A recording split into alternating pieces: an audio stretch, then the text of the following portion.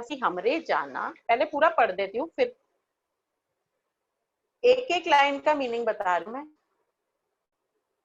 लखन कहा हसी हमरे जाना, सुनहु देव सब धनुष समाना। अब लक्ष्मण जी ये बातें सुनकर लक्ष्मण जी हंसने लगे और बोलते हैं कि हमारी समझ में तो सभी धनुष एक समान है।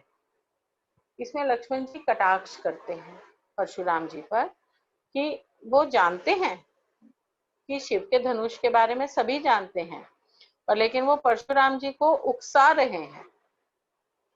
उनका गुस्सा और अधिक बढ़ रहा है लक्ष्मण जी की बातें सुनते हुए। तो ऐसा लक्ष्मण जी ने क्या कहा, पहली लाइन में उसका उत्तर लिखा है। लक्ष्मण जी ने ऐसा कहा कि हमारी नजर में तो सारे ही धनुष एक समान हैं, हमने तो यही आज तक जाना है। काछति लाभ जून धनु मुतारे, देखा राम नयन के भोरे।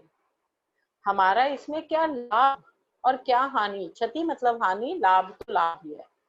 इस धनुष को तोड़कर हमारा क्या लाभ और क्या हानि, हमें इससे क्या मिलेगा और क्या नुकसान होगा। देखा राम नयन के भोरे।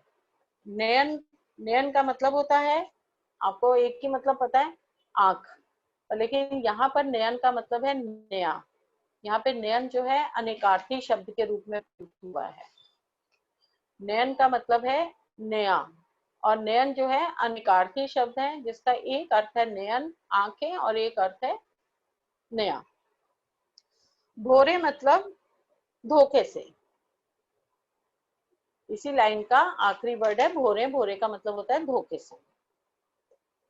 यह तो श्री रघुपति मतलब श्री राम के छूते ही टूट गया। उन्होंने तो इसको नए के भ्रम में देखा ही था, सिर्फ देखने से ही, और राम के छूते ही यह टूट गया। इसमें उनका कोई दोष नहीं, आप बिना कारण गुस्सा कर रहे हैं। देखो, काछति लाभ, इसको तोड़कर हमारा क्या लाभ क्या नुकसान।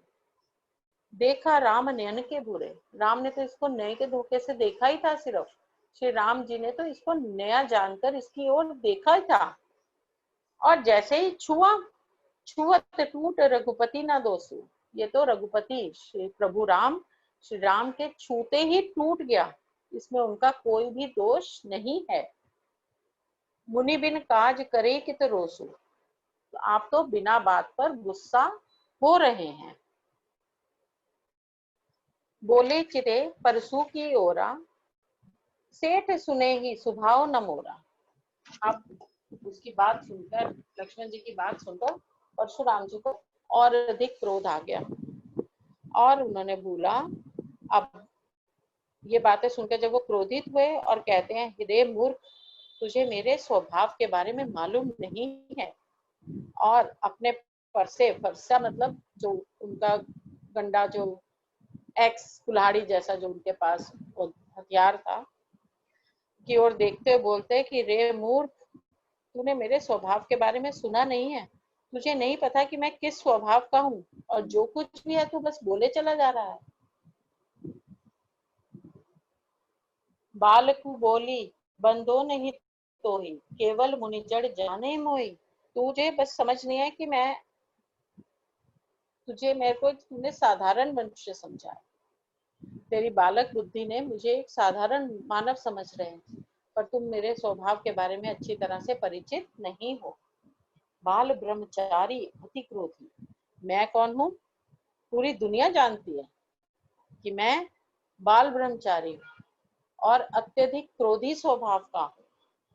विश्व विदित क्षत्रिय कुल द्रोही, और यह पूरा विश्व जानता है कि मैं क्षत्रियों का बहुत बड़ा दुश्मन है। क्षत्रिय कुल का मैं बहुत, मेरे को दुश्मन जानती है पूरा विश्व में मेरा नाम है, मैं क्षत्रिय कुल का द्रोही हूँ, बाल ब्रह्मचारी हूँ, गुस्से वाला हूँ।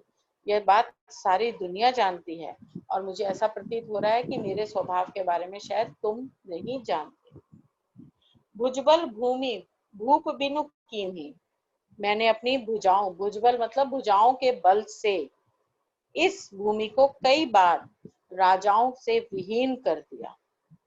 और विपुल, विपुल मतलब कई बार, जब वह भूमि मैंने राजाओं से जीती और वो मैंने ब्राह्मणों को दान में दे दी। देखो, भुजबल भूमि भूप बिनु कीनी, मैंने इस भूमि को बहुत बार, भूप मतलब राजा, मैंने इस भूमि को कई बार, ये सब जानते हैं, मैंने इस भूमि को अनेकों बार राजाओं से हीन कर दिया। विपुल बार महिदेवन दीनी, विपुल बार मतलब बहुत बार, अनेक बार, कई बार मैंने उस भूमि, जो छीनी हुई भूमि है, राजाओं से हीन जो भूमि है, वो मैंने ब्राह्मणों को दान में भी दी है। सहस्त्र बाहु छेद निहारा परसु बिलोक महीप कुमारा, महीप कुमार मतलब राजा का पुत्र, बिलोक मतलब देख, परसा मतलब जो उनका हथियार है, औजार, परसा। सहस्त्र बाहु की भुजाएं इस फरसे ने काटी हैं, कहीं तू राजकुमार इसे ध्यान से देख ले।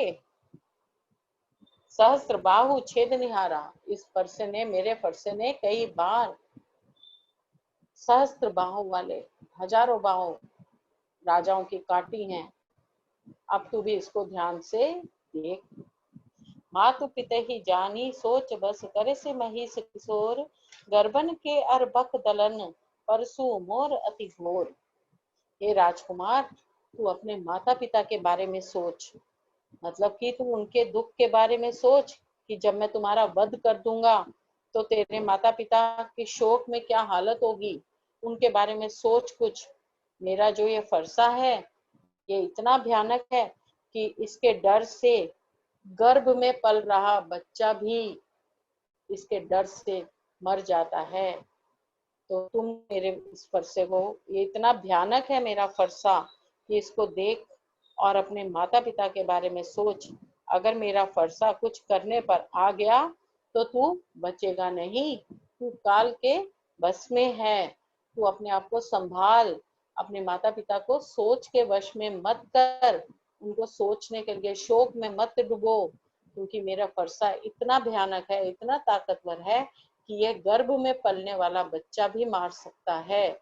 तो तुम इसके सामने क्या हो? समझ आए? दो